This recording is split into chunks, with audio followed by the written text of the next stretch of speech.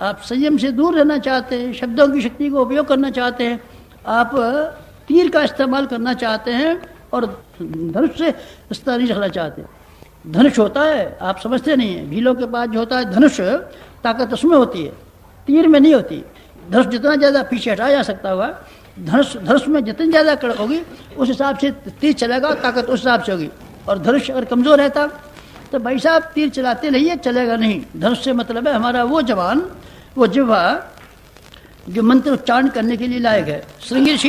श्रृंगी ऋषि की वाणी से निकले हुए मंत्रों ने राजा दशरथ के 4 बच्चों को जन्म दिया था।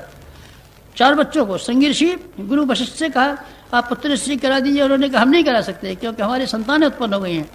फिर कौन बुलाया जाए? श्रृंगी ऋषि को बुला के लाए गए थे और श्रृंगी ऋषि ने पुत्र निश्चय कराया था। उनके मुंह में से निकले हुए वचनों से निकले हुए 4 बच्चे पैदा हुए थे। यज्ञ के द्वारा उन्होंने मंत्र बोले थे और उससे 4 बच्चे पैदा हुए थे। ये क्या मैं कह रहा था? मंत्र की महत्ता नहीं बता रहा हूँ भाई साहब, मैं वाणी की महत्ता बता रहा हूँ। आप सुनते क्यों नहीं है? मंत्र बताइए, सब मंत्र बेकार है, किसी मंत्र में कुछ नहीं। और चामुंडा बिच्ची में है कुछ, चामुंडा बिच्ची में कुछ नहीं। चामुंडा बिच्ची में कुछ है, ह्रीं श्रीं क्लीं चामुंडा बिच्ची, बेटे कुछ नहीं है इसमें। नहीं बड़ी शक्ति है बेटे, कुछ से शक्ति नहीं है।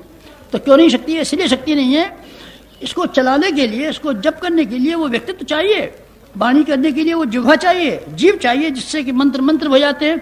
अगर वो जीव आपके पास नहीं है तो ये मंत्र नहीं है। फिर ये क्या है? हम बेटी क्या है हम नहीं जानते। आप कहेंगे कि बकवास है, बकवास भी आप कह सकते हैं, आप चाहें जो कह सकते हैं। और जीव में शक्ति नहीं है तो श्रृंगी ऋषि ने शाप दिया था लोभ शशि के गले में। राजा परीक्षित ने ये डाल दिया, सांप, मरा हुआ सांप। राजा परीक्षित ने, उन्होंने श्रृंगी ऋषि कहीं से घूमते हुए आए बालक थे, उन्होंने कहा हमारे पिता का अपमान जिस किसी ने किया होगा, यही मरा हुआ सांप जिंदा हो जाए। मरा हुआ सांप जिंदा हो गया, उसके चलने लगा। उन्होंने कहा जिस किसी ने भी हमारे बाप का अपमान किया हुआ, यही सांप जाएगा, उसी को 1 सप्ताह के अंदर मार के काट के खत्म कर देगा। 1 सप्ताह के भीतर वही चला गया था। ये शाप देने की शक्ति, वरदान देने की शक्ति। मंत्र बताइए कोई, काय का मंत्र बताएं? शाप देने का मंत्र, शाप देने का मंत्र बताएं इसको।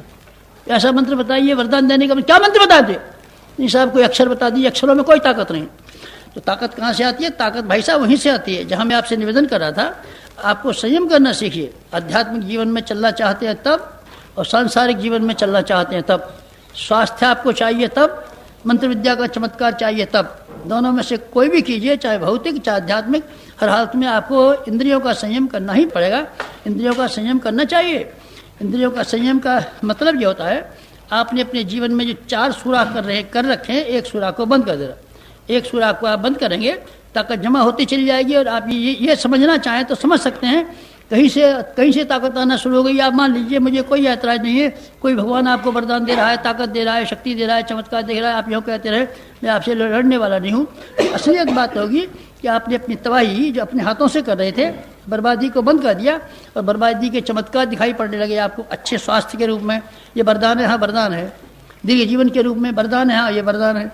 वाणी की शक्ति के रूप में ये वरदान है, हाँ वरदान है। वाणी में प्रभाव पैदा होने की ताकत, ये भी वरदान है, हाँ ये भी वरदान है। कहाँ से आ गई? ये संयम के देवता के उपहार में दी है। हम विवाहिता हैं तो विवाहिता हैं तो भाई साहब, विवाहिता होने का मतलब ये नहीं है कि एक दूसरे के शरीरों को तबाह करेंगे। स्वामी रामकृष्ण परमहंस विवाहिता थे, उनकी धर्म पत्नी का नाम शारदामणि था।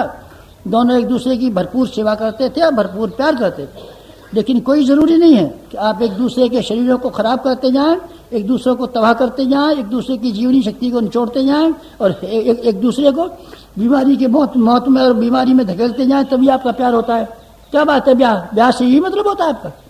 ब्याह का मतलब ये होता है कि औरत मर्द को खाएगी और मर्द औरत को खाएगा, ये मतलब होता है?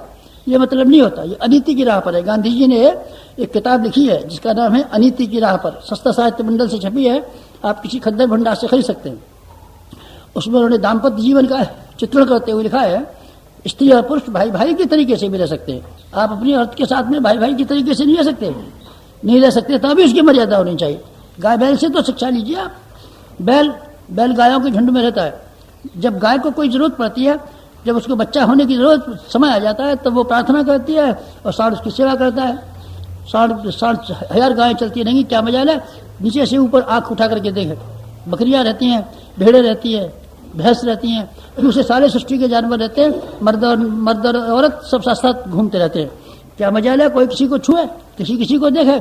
जब उसके बच्चा होने का समय आ जाता है, शरीर कहता है हमको बच्चा पैदा कराना है, तब बात बनती है। आप भी ऐसा करते हैं क्या मित्रों? ये असंयम अगर आप पालन न कर सकेंगे, संयम आप पालन न कर सकेंगे, तब फिर मुश्किल है।